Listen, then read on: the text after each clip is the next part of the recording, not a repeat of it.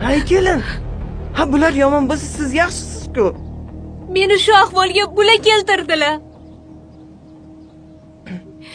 Men qancha aytaman, ha qo'y mayli jim o'tib ketar, qo'y o'tib ketar deb. Boshimga chiqib oldilar oxiri. O'chira ovozingni. Ko'ryapsizmi? Gap qaytarishini? Bunaqa hunarlaringizni borib qizingizga qilib ko'ring, agar o'shalar ham chidasalar sizga. Yo, menda nima ayb o'zingiz ayting. Kelin bo'lib tushganimdan beri xo'p deb sabr qilaman. Mukofoti nima bo'ldi? Voy. Menga ko'ri dema bunaqa qiladilar.